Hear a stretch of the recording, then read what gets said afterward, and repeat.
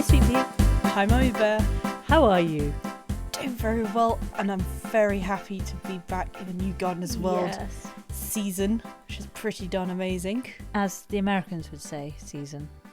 Oh, yes, of course, sorry. Series. We say series, I think, in the I don't UK. know why I said season. I don't know why. I think it's because I'm thinking of The Office, which is in seasons, and I'm watching the true. American one. Yeah. So I think of it as season. That's why. Which is really funny.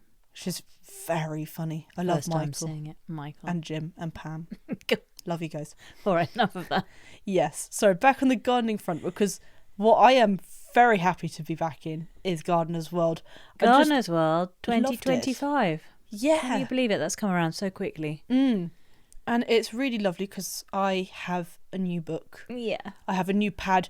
We've decided we're going to specifically have a bookshelf for all of my pads of all my looking up stuff over the years. Can you imagine when I'm a grandma and I come over and I have like a whole library of looking up? Let's just slow it right down. There's no pressure to be a mother or even a grandmother. Okay, when I'm an old person.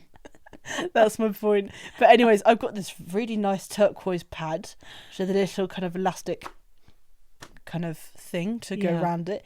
And it's got a squidgy cover.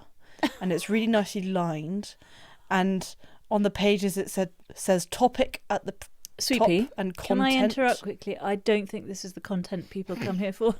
True, sorry, I'm going off on one because I'm very happy with my new book, and it's already started to fill up with interesting stuff for this week. Okay, great. Enough of the pad. Exactly. Tell us what you've been up to in the garden.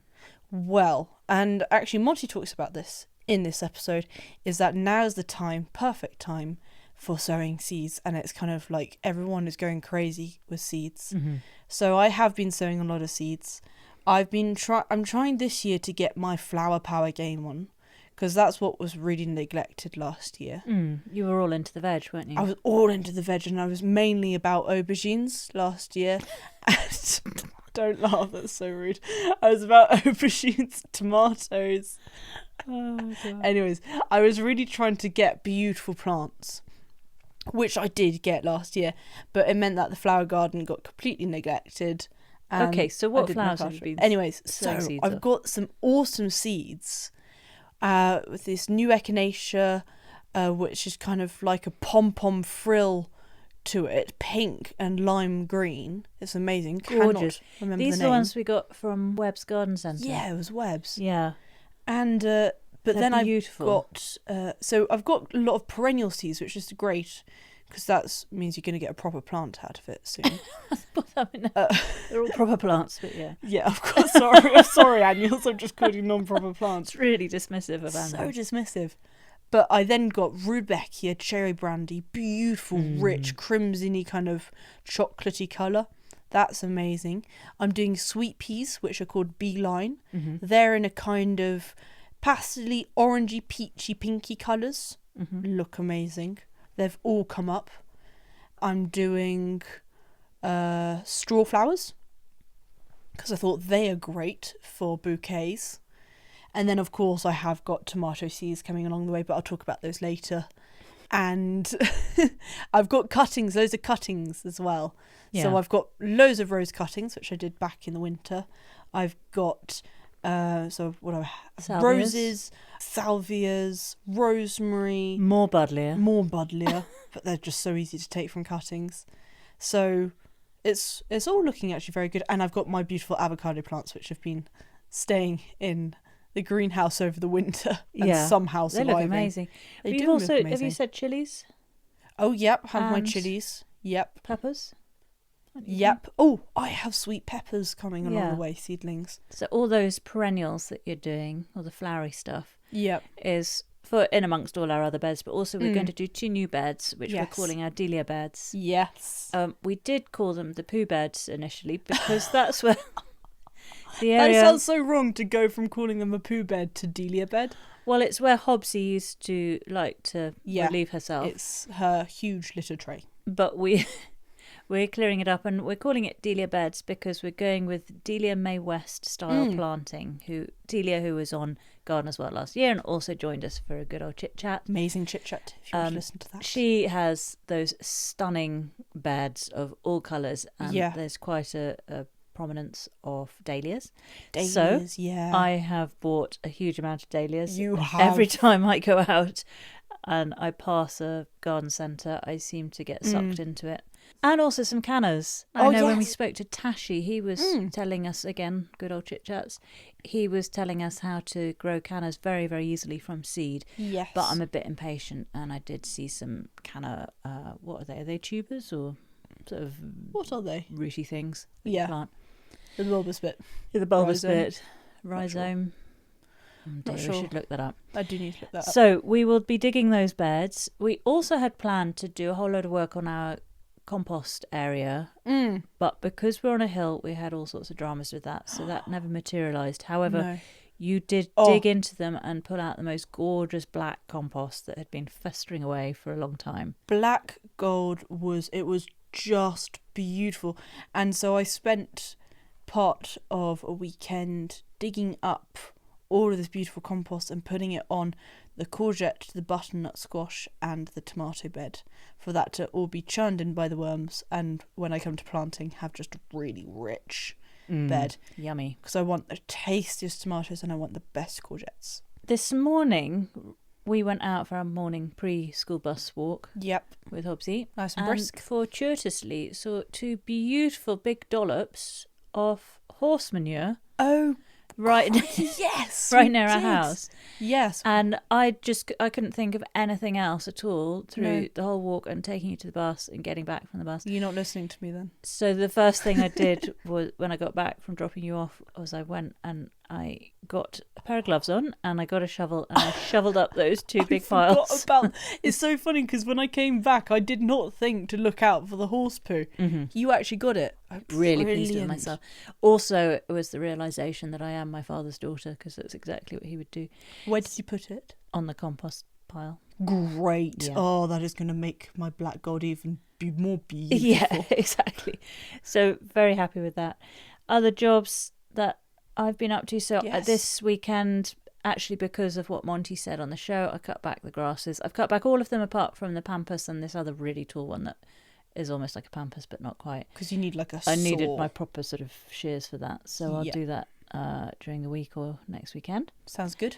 And then also got a new bench for by the pond. We did. And so I put that together. It's a flat pack, and then I dug some holes. Because we're on a hill, you can't just stick a bench down because it's at a 50-degree angle. So I dug some holes for the back legs and then sat on it and tried to get those feet going really deep into the ground. But I do realise the error of my ways. I know that I need to get some stones to put under the feet, but I'll do that this weekend. Funniest thing was when we were sitting on it, because you called me out after I was doing some homework. I came out and we were sitting on it, and then we're just like, oh, I can get off this quite easily because it's just slightly... You're tipped into the pond at the moment. You are. Because it sits above the pond. So, yeah, we do have to be careful. Going to be slightly careful of that. But it's okay. I'll dig some more and we'll get it really nice and flat and comfy so you can't get out. You're just lounging by the pond, looking at our newts and our frogs. And I should also just mention, I've put on the Instagram page, if anyone's interested in Nigel Palfrey. Yes. Who we've talked about a few times since his episode on Gardener's World last year. Because he is the most amazing person ever. He's incredible, isn't he? Crinkle Crankle folly he had. And he's been working on a woodman's bothy since. And he sent some photos over and a little bit of information about what he's doing. So I've put all that on the Instagram page if you want to find it there. I'll probably put a link to that as well in the podcast notes after this. Right, so normally we do fun facts, which for absolutely no reason whatsoever started happening on these episodes. I don't know why. It's because there are so many awesome things in the world. Just ever. But yeah, just ever. So mine are plant related fun facts. Mine, again, for no good reason, generally are animal related. Crazy. But I might throw in some other ones. I think you just wanted to get in on the fun facts. You were like, right, what can I do? Animals, let's go. Go with that.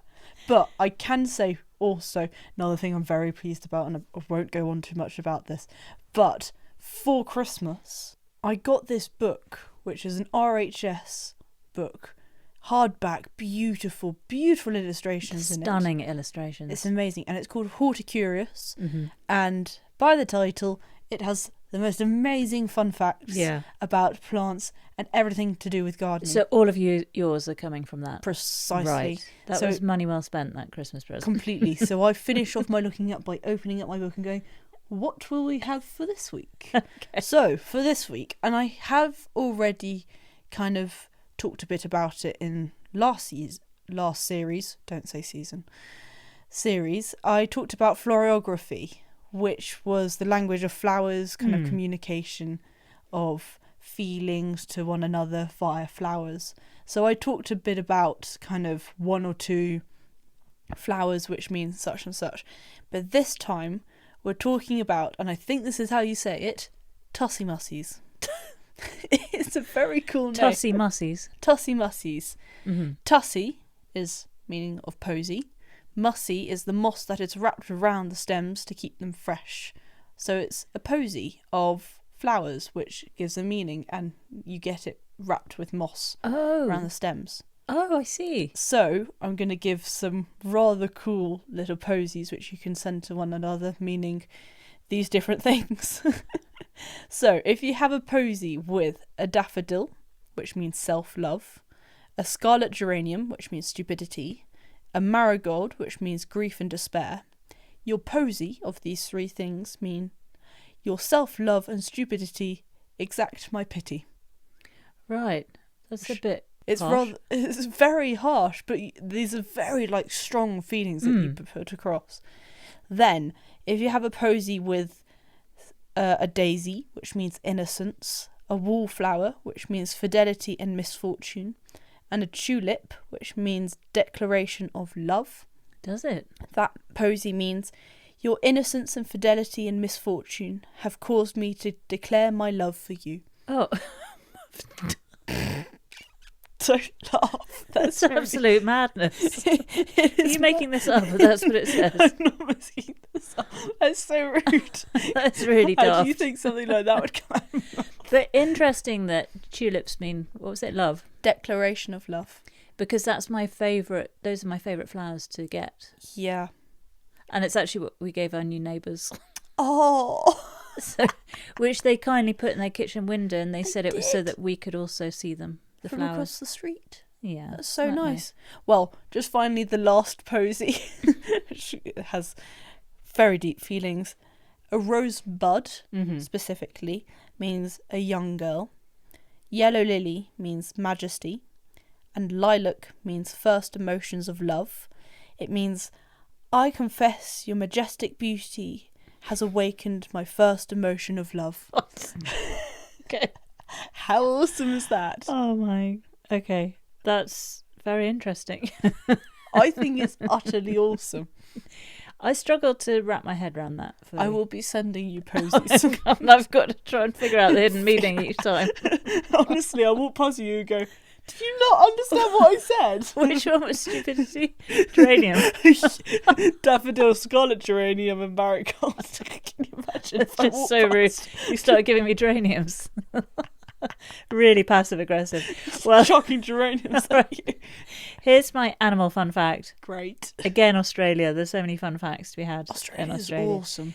Tasmania specifically, so home of the Tassie Devil, Awesome. which we Yes, that's so liken cool. Hobbs to first thing in the morning and liken you to last thing at night. You're both Tassie Devils at opposite ends of the day.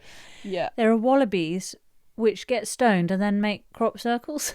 Stoned as in like... Well, just, on drugs. On drugs. Oh my gosh. So Chris Daniels, Professor of Biology at the University of South Australia, has looked into this because there were these crop circles turning up in all these opium poppy fields in Tasmania. And the Tasmanian poppy farmers were really struggling. They were having a difficult time managing their crops because all these circles would appear, flattening all the flowers. And so they discovered that the culprits were wallabies who were getting in under the fence, eating the poppies, getting stoned, and when wallabies get stoned, they hop in circles. Oh my god! So you had these stoned wallabies creating crop circles. Oh, that is sweet and So at the that's same my time animal fun fact. crazy. I love that. Right, that's enough about stoned wallabies. Let's get into this episode. And infidelity with flowers. And horrible all sorts. flower messages. They're not awful, they're awesome. They're just horrible. Right, so this is Gardener's World 2025, episode 1. Off we go. We start off with Monty at Longmeadow, and he is way too high up a ladder. Far too high. I was very uncomfortable with that. It looked super precarious. It looked like something, like, you know, those old films with, like, Charlie Chaplin on a ladder or something like that. And then the ladder knocks over. Yeah. And they swing from a branch. Yeah, and he just manages to, like, jump from, like, a balcony up the top and just does onto a drain. Onto a drain and some crazy. Anyways, okay. I just saw Monty doing this. But I love these trees because it has all the kind of bushiness up the top and then these beautiful tall trunks. So who's talking about pruning deciduous trees? These were limes, weren't they? They were the small leaf lime, also known as Tilia cordata. Mm-hmm. And so he said good time to cut them back in spring. And he's doing that every year. That's a big job to do, isn't it, to get up those ladders? It looks so fun. Because he had a... What? I must say, how did that look fun? If the ladder fell, I would just grab onto the tree and just like Sweet pea. Kind of fireman pole down it. What? You've got a really shaky grasp of gravity. I know my physics. I'm very good at physics. Anyway, he talked about big changes at Longmeadow and then immediately said nothing's changed in the spring garden. Yes. And that was looking beautiful. He had loads of bulbs, didn't he? He had snowdrops, hellebores, daphs, pulmonaria, tulips, cowparsley, muscari, etc. These are the kind of all the things that successionally come up. So cowparsley obviously is later. But then he talked about how they'd increased the width of the paths and they had cut down 7 apple trees in the orchard and halved the height of the remaining ones. Yeah, like huge apple trees, proper big trunky trunks. And this was so that the beds could get more light and also so they could reach all the apples. Yeah, I do understand that. Like, we've got a huge apple tree, which I'm thinking it's huge. And when it bears fruit, it is laden and it is heavy and it sags. And it's just not very nice. And then you get like loads of rotten fruit, which obviously means a lot of kind of hornets and wasps. And hornets, yeah. So it's not particularly fun. It's not fun. The apples are nice. The issue is we can't get to it really that well. And to try and prune it is really hard because it is on such a slope. So yeah, there's not a lot we can do hard. about that one, Sweet Pea. I'm not going up any ladders on a hill. No, you won't be doing any fireman pole down. No. And then we were in the jewel garden and he was explaining how that's, you know, whilst it was beautiful, it's now starting to fade and lose its sparkle. So he's going to essentially start again, isn't he? So he's taking things out. Loads of things being taken out. And then increased structures. And he talked about hornbeam balls and then the biggest obelisks I think I've ever seen. Like the sturdiest with proper stakes and battens. And yeah. Like I've never seen... proper massive stakes. Like I'm just seeing that like smothered with roses. That would look amazing. So he talked about wanting to add roses up these obelisks. And one of them was called Chevy Chase Rose. A rambling rose. Yeah. Do you know who Chevy Chase is? Yeah. You do? What? You've been looking him up?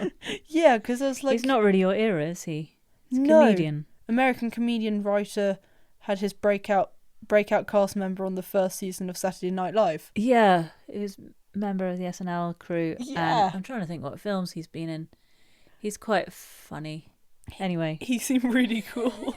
So anyways, I was like, you've got a rose named after you, I think. Yeah. So anyways, he was planting this in bare root. We know about bare roots. Bare root's very cool. He said the best time for bare root season is November to the end of February. So we got our bare root trees in just in time. We sure did. We got them in just so. He put it in where the rootstock is, just below the soil, and as he said, just to reduce suckers, those bits, the kind of rootstock plant coming up instead of the actual plant you want, and then also stopping root rot. Yeah. And then we went over with Frances to meet Lorraine and Sandy Macfarlane at their place in Melksham in Wiltshire. Yes.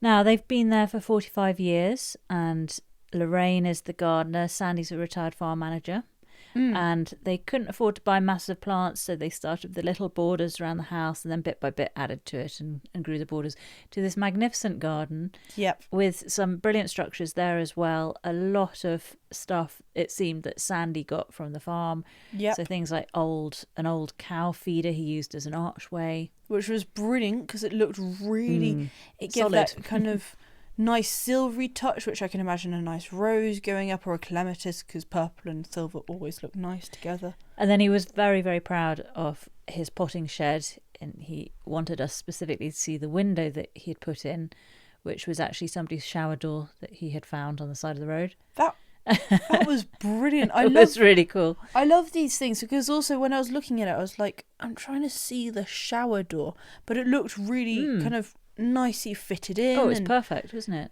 That's what I love so much, and that's what I liked about this, is recycling, getting things which you're like, oh crikey, I really don't see how you're going to work with that in the garden.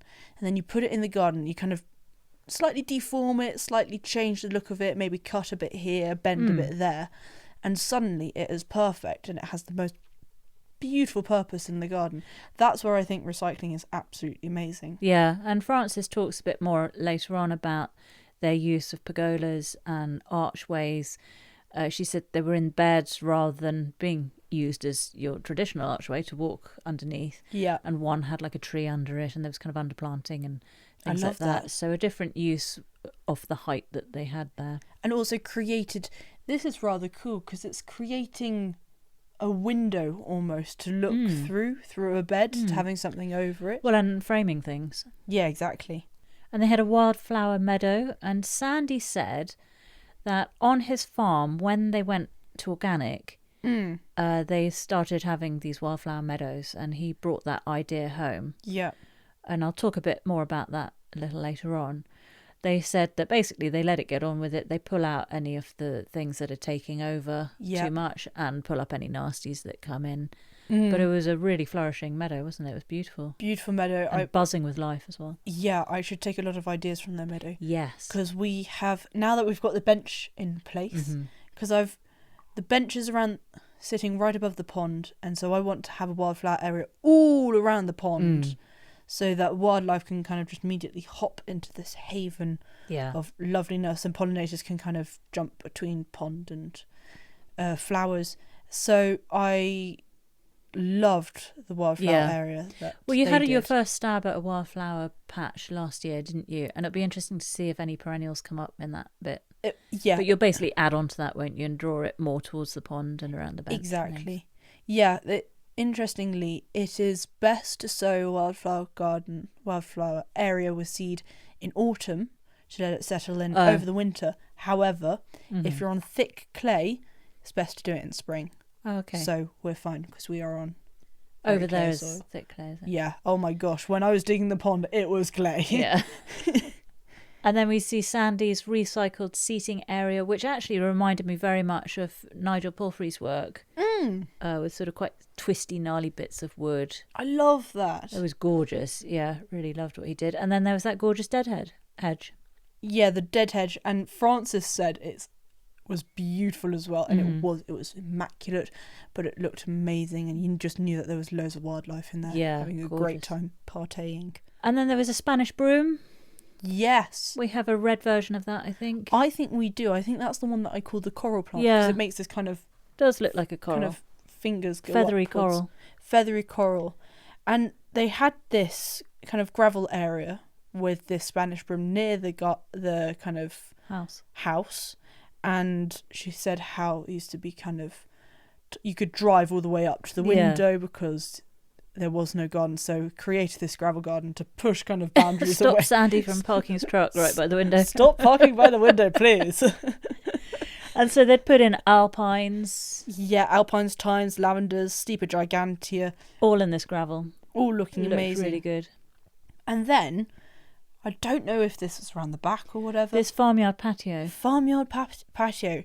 And they had these awesome containers, which were recycled, of course. Well, so they was it Frances talking then, said about the planters were the bottoms of feeders. So you know that archway right at the beginning of this segment. Yes. I think that's the bit that goes around that allows the cows to get their heads through.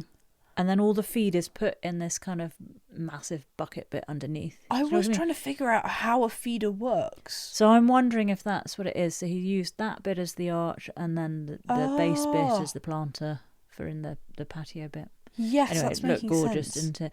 And then they had those little tables with plants on. It was, as Frances said, it was really tasteful. They had all sorts. So they had phormiums, which is New Zealand flax.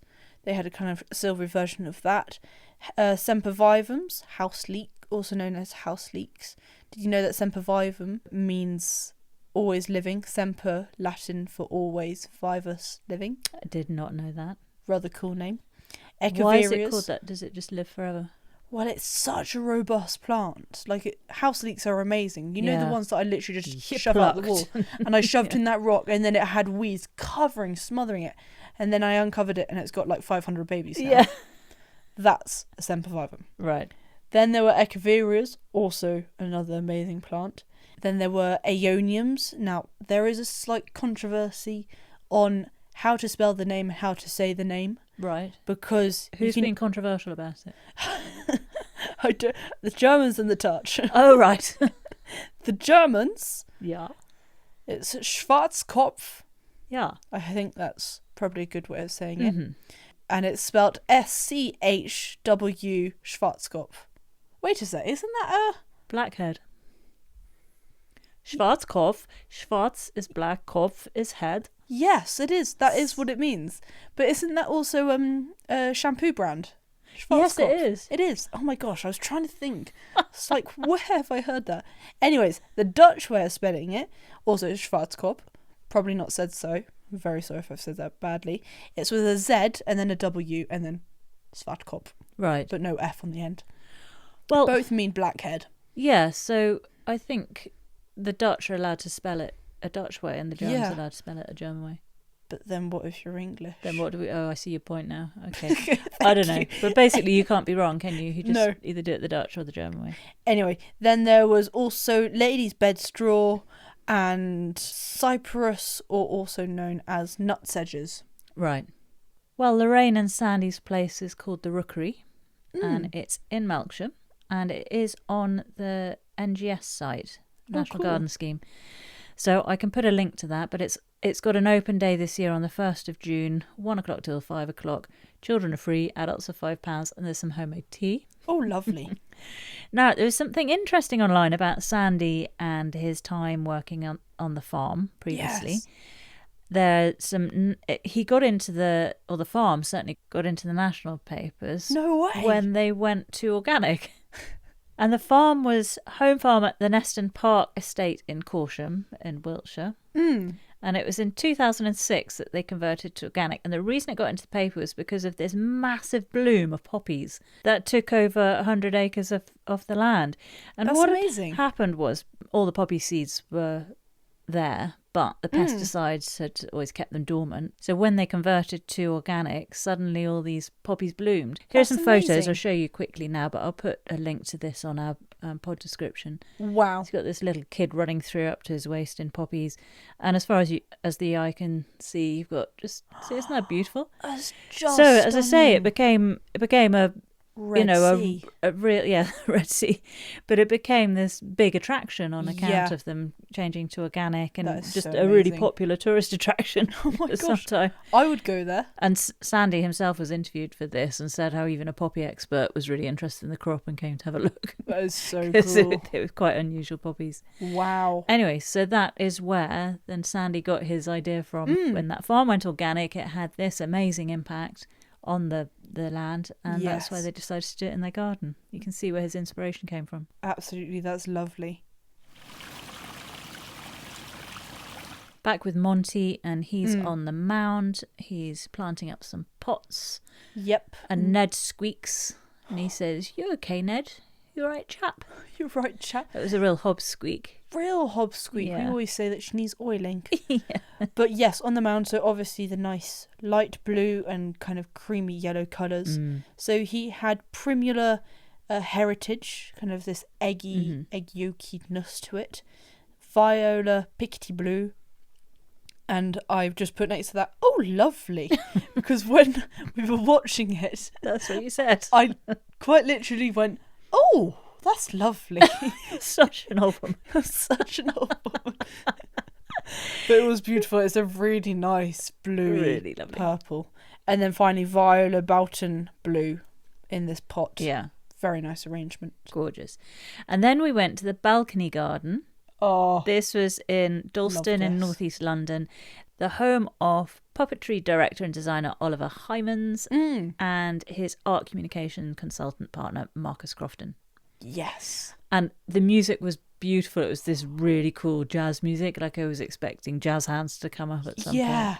Very funky. It was awesome music. I wrote that down as well. did Awesome you? music. Loved it. So they basically have, I think he said at the beginning it was a council flat within a council block anyway, Yeah. and there were all these balconies and you couldn't see any plants, you couldn't see anything on them. It was just a wall of No. balconies, and then suddenly there's just this eruption of plants in this Beautiful one balcony colour. space as you look up. Can you imagine if every balcony was like his? Do you think the side of the building would fall off with all the waves? Probably you just wake up in the morning and go, oh. Anyway, his was completely rammed. He said, I'd love to have have a colour scheme in mind, but really would go with kind of the tutti frutti approach.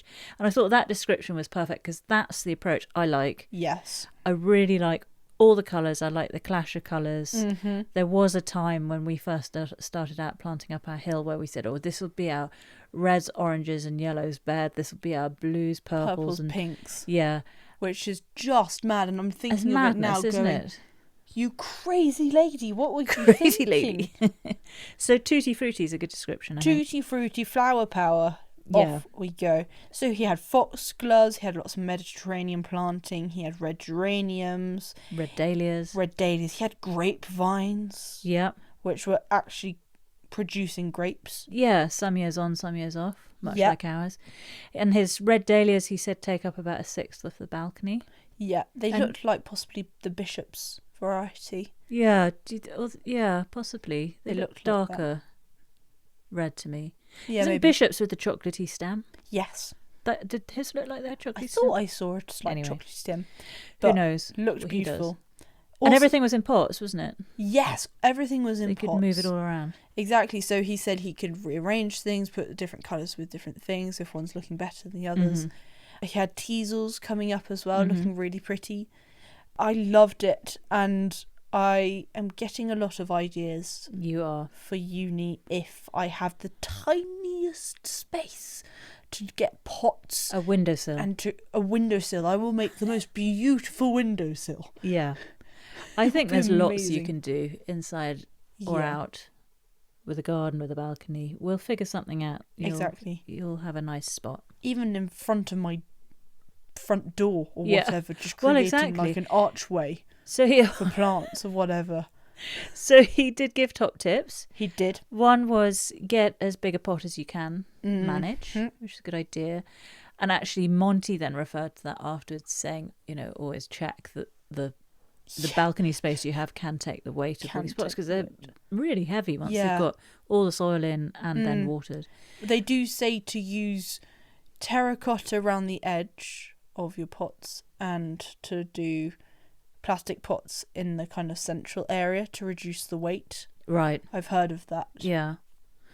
And the second tip was grow the things you love. Of course. And then he said chances are they may be great. Yes, Which- like a grapevine. Hedging your bets, isn't it? Yep. And then his third top tip was take lots of cuttings, which you do anyway. And grow from seed. You'll be going to uni with a whole bootload of cuttings, won't you? And you'll forget everything else that's necessary. I will forget all the essentials like toothbrushes, but I'll have my cuttings.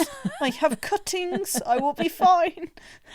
And then Oliver and Marcus are sitting at the end in the little seating area with their summer girls. Bliss. and it looked very nice. Oh, and another thing was he said that it's south facing, so they really get blasted with the heat. So that's awesome. He goes with kind of Mediterranean planting, but I did read that he also has a shady corner, so he's found that hydrangeas really work in there. So he's able to get a bit of everything. It's more that than is we can amazing. manage, Yes, isn't it? hydrangeas. Wow. So Oliver was actually one of 8 finalists for the People's Choice Award Garden of the Year 2023, Gardeners World. No way, that's amazing. Yeah, brilliant. but also this whole puppetry thing was a real education for me, because it's not a world that I have anything to do with. I don't come across puppets that often in my day-to-day living. No, and you saw these little clips of him carving beautiful and amazing puppets. Well, so he had those ones that he was using on the segment. Yeah. Little ones. Yeah. He also does these giant ones. So I'll put his website on. But you can see the sort of work that he does. So he mentioned on the show that he's trying to get the heritage craft back up and running again. But apparently Oliver is a Queen Elizabeth Scholarship Trust scholar, 2021-2022, having been recognised for his commitment to the field of puppetry. So this is a big deal what he's doing. That is amazing. And he's using his award to train the sort of traditional and contemporary marionette making. Yes. And really sort of try and bring the art into the 21st century. But he had those little puppets. He has these great big giant ones that are used for sort of a lot of open air shows and shows at places like Tate Modern, National Gallery, the Royal Albert Hall. Wow. But they're huge, great big, like twice the height of you, Sweet Pea. And they're used for sort of opera puppet shows. It's a really spectacular performance that you're getting with all his amazing puppets. So really fascinating. It went down a real rabbit hole of puppetry, and I thought I need to steer this back towards gardening. But have a look at it. It's so interesting. That sounds amazing. We get a nice shot of a witch hazel in Monty's garden. Yeah, we did. We have a witch hazel. We did get a little witch hazel, didn't we? Very happy with it. Actually, I say little. That's one of the bigger trees that we bought. Yes. As in the starting size of it. Yeah, exactly. And then he's got some tulips that are pushing up through his pots, and then he's talking about pruning roses. Yes. An initial prune in February, and then a bit more precise pruning now. Yeah, opening it up, getting any crossy over things. Crossies.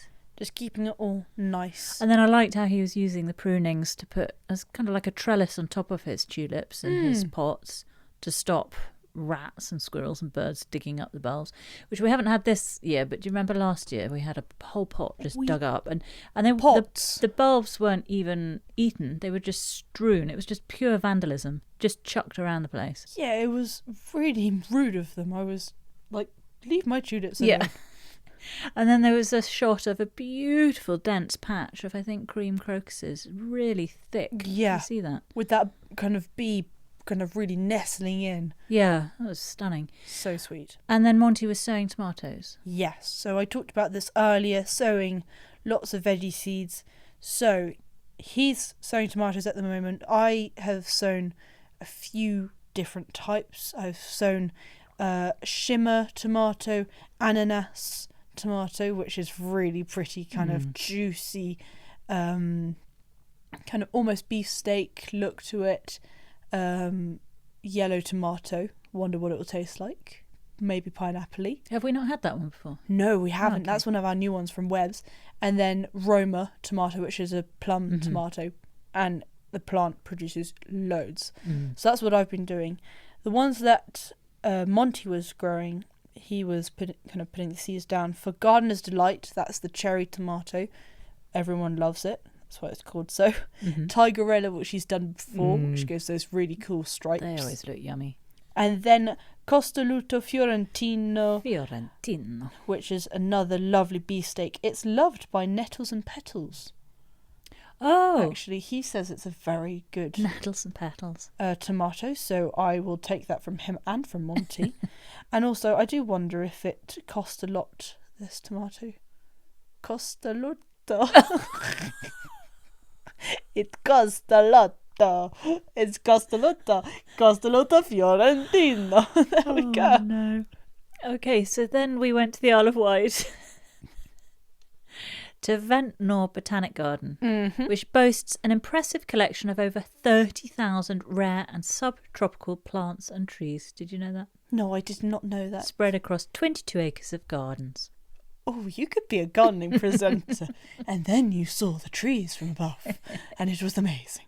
And this was with Adam. It was. He took the ferry or the hovercraft over to the Isle of Wight, and he joined Wayne Williams, who's the head gardener there. Very wrapped up, might I say, even though they were going on about the hotter climate and the warmer climate that they have down in the Isle of Wight. But it was interesting about things that flower in the summer are now also flowering in the winter. I know. These plants are just getting exhausted, so Wayne explained that he does have to feed things a lot more now. Yep. And they did a flower count, and they had 216 flowers on New Year's Day. Yeah. And only 10% were meant to be there. That's It's amazing, isn't it? really, really weird. I mean, obviously you're like, yay, flowers in winter. But Well, I would love it, but I also recognise that it's slightly concerning, isn't it? And there was a French lavender, he said, that was still flowering even at Christmas, so 12 months of the year this poor lavender is putting out blooms. yeah, and there was this aloe arborescence, which is a candelabra aloe vera, full bloom at the moment, had these kind of red hot poker-like flowers, which is just so weird. He said that normally grows under glass, but that's now out and about in the wild. Flomis, fuchsias, daylilies, agapanthus, all kind of salvias as well, all flowers just slightly mad. And so something I really appreciated that Adam and Wayne said is you now just throw the rule book out the window and adapt and adjust. Yeah. Because you can't just go with what it says on the back of seed packets and No. what the books say about when to plant this and when to do that. And I think we kind of got that. I would say that was one of the overriding impressions I got from all the people we've spoken to on our chit chats. Huge amount, yeah. You know, people know their own garden and what works in that garden, and they see the change over time and how they need to adapt to that change. So Yep. I think really that's the strongest message that's come from this episode, really. Completely. And even if you like Jeff Stone Banks and you just get a plant that you like, even if it won't work, you try it out. Give it a go. Exactly. If it works. Everything works is what we're trying to say, I think. I think our methodology was we bought a whole load of different plants, Yes. put them all in the ground, Saw what liked waited it. to see what survived, and bought more of those plants. Exactly. And that is salvias. That's entirely salvias. That is a lot of salvias. Oh, lordy, we have a lot of salvias. Well, the things that were doing exceptionally well in this garden, Muhlenbeckia, for example. This I hadn't ever seen in this quantity before, kind of huge clouds of it, like a big cloud bush. I thought also the name behind Muhlenbeckia is quite cool. What is that? Little fact. Named after Alsatian physician and botanist Heinrich Gustav Muhlenbeck. And also the Latin meaning of it is woven together or intertwined, right? Which is precisely what it looks like. It's like a huge kind of intertwining bundle of joy. What, so his surname, coincidentally? I think there are kind of two bits together, but I'm taking the fact that it's named after the Alsatian botanist Heinrich. There was an agapanthus, Flomis. There was a Hebe, wasn't there? Yep, and then there was also a Pittosporum, but that was finding it too hot, so the conditions were kind of going the wrong way. Bit toasty. For it, poor thing. And then Adam had a look at some trees, because we have to understand the kind of bigger canopy. So he took a look at this crepe or creep myrtle. Myrtle tree can be smothered in blooms of pinks, oranges, reds, purples. It's a really lovely tree. And also, you do need to water it in well and in kind of drought when you first buy it. But once it gets established, it's drought fine. tolerant. It was a beautiful sort of trunk and the branches. I loved the colour. Really nice. You know, when you kind of take off the bark of wood, you get that really soft. Very light. That was like it. Yeah. And then they had a successful olive grove. Yeah. And because they had a successful olive grove, they then thought, well, let's go with citrus, because that's even harder to look after. And citrus It's amazing that they're growing that. Incredible. But it was interesting that the olive grove had been planted 24 years ago. So that's quite some time ago when, temperatures have been coming up over time. But 24 years ago, were we getting that hot then for olive groves?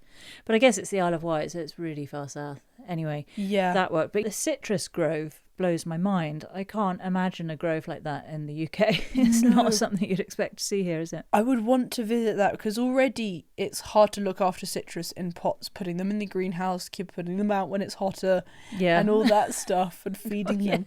Let alone having so a high citrus maintenance, grove. aren't they? Oh, could we risk putting them out?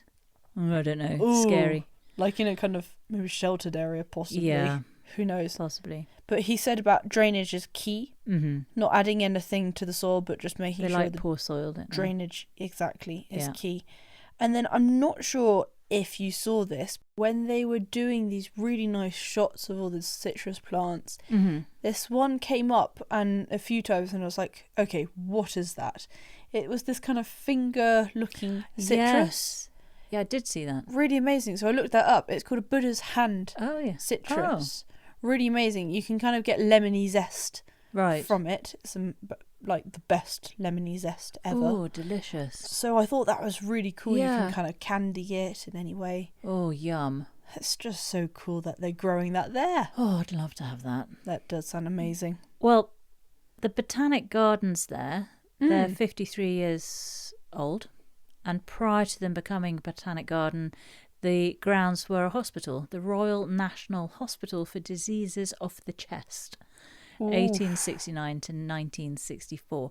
Crikey. And it was because in the 1800s, tuberculosis, or consumption as it was known as, which I didn't know, Consumption was a huge problem, being an extremely infectious disease. Yeah. So there was Arthur Hill Hassel, a member of the Royal College of Physicians and a recognised naturalist of distinction. Yep. And he was so impressed by the beauty of the place and thought it was just a really favourable location to set up a hospital. So he set that up in 1867. Wowzers. And then just 53 years ago, it became the Botanic Gardens. What I like on the Ventnor Botanic Gardens website is they talk about a method that they use, and it sounds like they've subscribed to the sweet pea and bear method of gardening. I mean, they call it the Ventnor method, but it's be called the sweet pea. Basically allowing plants to naturally grow where they sow themselves, and also leaves and branches aren't cleared. So where they fall, leaf litter, debris from plants and trees, where they fall, it stays. That's also what you remember Eddie from Rhizophilia. He said the same thing. You just leave things there, let nature do its thing. Completely. So great minds, sweet pea. Great minds. Now, Wayne Williams, the head gardener, who we met on the show. Another great mind. He's been head gardener there since 2023, after 26 years at Birmingham Botanical Gardens. Oh, nice. And then he relocated his family from Birmingham to the Isle of Wight. And he's got apparently 33 years experience in horticulture. He was a horticultural trainee to the gardener, propagator, plant records officer and senior horticulturalist for internal areas. He's done it all. He's done it all. So he trained at Longbridge College, Pershore College of Horticulture and the Royal Horticultural Society's garden at Wisley. He's awesome. Back to Monty, and he talks about how they have flooding at Longmeadow now 4 or 5 times a year. Yeah, they showed videos of what just a nightmare. Flooding in the Jewel Garden, flooding everywhere. Oh, I'd really struggle with that. I would struggle with that. Yeah. And he's moving a clematis, a group 3 clematis. So those are the ones that flower late summer and into autumn. Cutting back and pruning it. Mm-hmm. Said only group 3s can you do this with. Yeah. At this time of year. Not the group 2. Yeah, exactly. So putting that into potting compost and garden compost in a pot, then can move it somewhere else. And then we go to Stamford near Peterborough, and this is Fiona Cumberbatch's place. Yes. Now this segment was interesting because there was a little bit of a Your Gardens vibe to it at times when she was kind of doing a voiceover. I don't know if you noticed that. Yes, there was that. And there weren't any Your Gardens on this episode either. I hope they're still continuing the Your Gardens. Oh, I really hope so. They do sometimes not have them. Anyway, Fiona was at her place and she was explaining how she was really gutted because they were building this kitchen extension, and she thought, with these big bifold doors, so huge views into her little garden. Yeah. And she thought, oh, great, I'm really looking forward to planting up this place. And then the builders found that underneath layers and layers of concrete was basically just a clay pit. So they had nothing, no soil to work with. Dead. Yeah. So sad. It was very sad, but she thought, okay, I will still make my beautiful garden, and I'll use pots. Yeah, exactly. And got to make the most amazing brick road. Wasn't that gorgeous? The alley path, yeah, down, using the bricks from the old outhouse. So they were beautiful, mellow bricks, and this really lovely warm, snaking path. Yeah. And Fiona explains how she uses a lot of carboot sails to find all her pots, and it was very tastefully done, wasn't it? Very tastefully. Once again, nice recycling, perfectly done. And her garden remind me a lot of Delia's garden, with this beautiful kind of joyful colour and also very tasteful, and then lots of purples and pinks and oranges and lovely.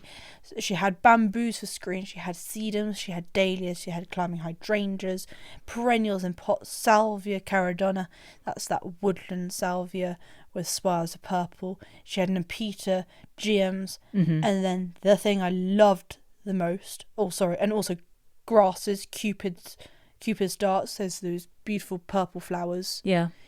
I once took a photo of that butterfly on it that you took a photo of and got it out of focus, and then I just kind of charged at it and got it in focus in like a second. That's it. That's a Cupid's dart.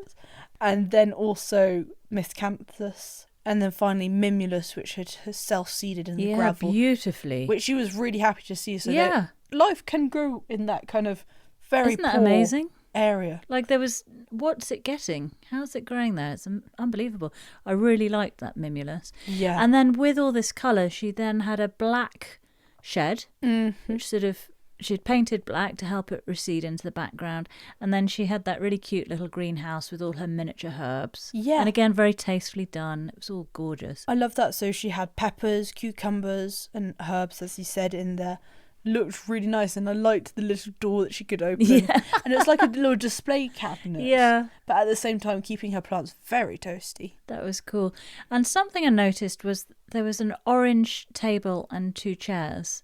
This painted bright orange. Ooh. Which reminded me very much of that. Do you remember Rob from My Sheffield Garden? Of course he had I do. That beautiful orange bench that he painted orange. Yeah. Really striking. Now, I would never have thought of painting my furniture like that, but now I've seen it in Rob's garden and in Fiona's garden, which are 2 very, very different gardens. Like his is less about colour of plants, whereas hers is very much about colour. Entirely. And it really works in both, doesn't it? It looks amazing. It really pops. Yeah. And then we have a brief bit where Fiona shows us some cine film of her great-grandfather, I think it was, who was a gardener as well. So she quite liked that kind of continuing on down through the generations. Yeah. Well, Fiona has a website, FionaCumberbatch.com. Oh, yes. On it, she has a blog, but also she's a freelance journalist, and she's a freelance journalist for gardening magazines and things like that. Oh, wow, that's amazing. So she is for Gardening Etc., which is like an online magazine. But she has a monthly column in Modern Gardens magazine called Fiona's Patch. Lovely. Where she's described as a plant, vintage and craft lover. Yes, of course. And she's been a regular horticultural writer for Q magazine as well. No way, that's amazing. Yeah, so she's really involved in kind of horticulture and garden writing, certainly. Absolutely. And then has her lovely garden to show for it. That's so cool. But also she's turning her hand to art. So also on her website, she's got her gallery of, they look like mostly watercolours, and they're kind of mostly floral and plant type paintings. I love watercolours of flowers and stuff. I think it's so beautiful.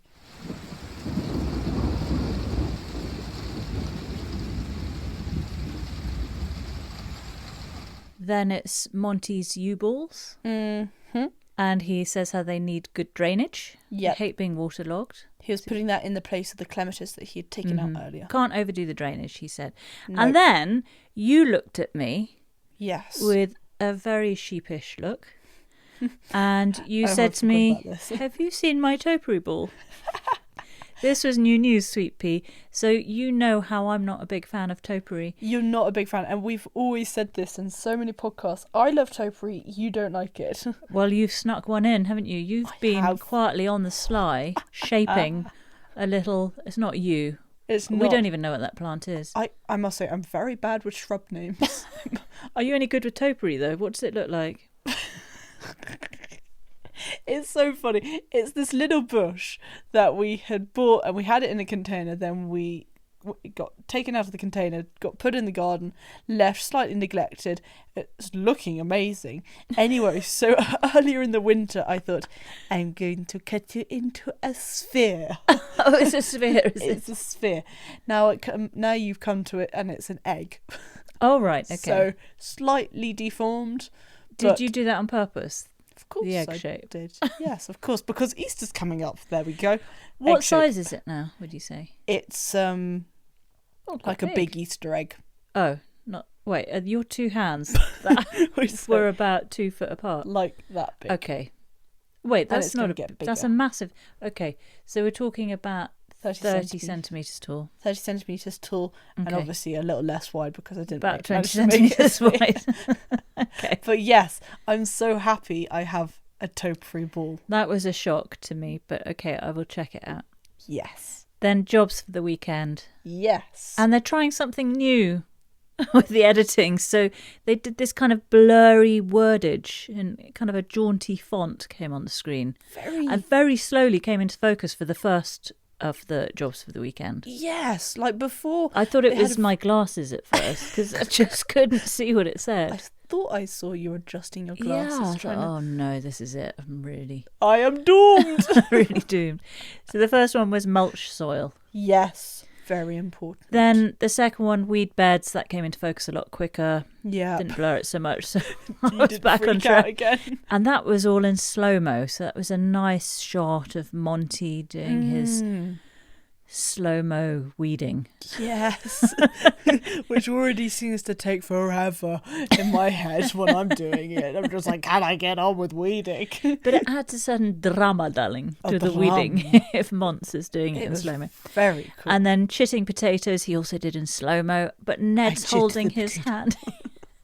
Ned's holding his hand. Yeah, that and he was was such a Hobbs thing there where it was just like, I need to be involved. I'm slightly nervous of those potatoes, but could we have a look together? And he had to sniff each one. Yeah, as well. All in slow-mo. That was so sweet. And then finally, Mons is cutting back all the grasses. Mons? And just call him Mons?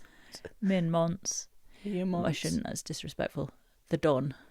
Monty. The Don. Monty was cutting back all the grasses. He was. That is why you cut back the grasses. And that's why I cut back grasses. Exactly. So, Sweet Pea? Mm-hmm. Favourite plant? Oh, favourite plant. That was the Buddha's hand. Oh, citrus. Good one, yeah. I really liked it. Awesome plant. Yeah, if I had known about it, then probably I would have chosen that. But I actually went with the mimulus from Fiona's garden. Oh, interesting. Because I really like the idea of something self-seeding so readily in gravel, which would be really nice for our gravel terrace that we're trying to slowly build up. That would be ultra cool. When I say slowly, like it's taking so long for us to build it up. We haven't really given enough focus. No, we haven't, because now we're putting focus on the dahlia beds and now... Dahlia beds next, okay. Exactly. What was your top takeaway? My top takeaway is Rob and Fiona's orange painted furniture. Oh, okie dokie. Yeah, that's been quite a revelation for me because I've always gone with sage green and yes, and more black, neutrally colours. Kind of brings up colours. But this bright orange is really quite striking. So that's changed my view. That's taken me out of my narrow-minded view of what colour I do my benches and made me consider that. So could I go with bright pink then? No, did I mention pink at all? Don't be narrow-minded. Rob and Fiona's orange paint. And your top takeaway, Sweet Pea? Mine was just entirely balcony gardens. Yeah. Getting so many ideas. Yeah. For possibly uni possibly Look, later on in life. I think you can strike that off, you having a balcony at uni. That just doesn't happen, okay? No, But a windowsill. a windowsill, okay? Or like a large windowsill. If I could just have a nice large windowsill to get at least 3 pots in there, Okay. I will be happy. Basil, tomato, echinacea. I will be good. Right, so next week, Yes, what do we have? this is what it says. Mm-hmm. As spring surges forward at Longmeadow, Monty makes the most of the longer days as he continues the rejuvenation of his dual garden borders. Lovely. Now is a great time to get shrubs in the ground, and dramatic dark-flowered hydrangeas take centre stage. Ooh. He also makes a start on sowing some of his favourite flowers and harvests his first fresh stalks of rhubarb. No way. Joe Swift meets a group of neighbours championing their front gardens by showcasing an amazing variety of plants and building community spirit. And Nice. Sue Kent is in Carmarthenshire, You don't have to do pairing that every notes time. with a fellow veg grower who has learnt how to harness the Welsh weather to grow an impressive array of tasty produce. Lovely stuff. There's a doctor in Edinburgh who explains how ripping up her lawn transformed her back garden into a beautiful oasis. And in Somerset, the gates are thrown open to the only Grade 1 listed cottage garden in the country, whose gardener has been preserving its horticultural heritage. Hoo-wee. That's going to be an amazing week. My voice is now going. It is Sophie. going. Yeah. We need to... We it's need to almost go. bedtime. Got school. Off we Yeah. go. So we shall end this one here. I will be back next week with a new load of Another fun facts few and pages stuff. filled out in your book. Exactly. Night, night, sweet pea. See you, Mummy Bear.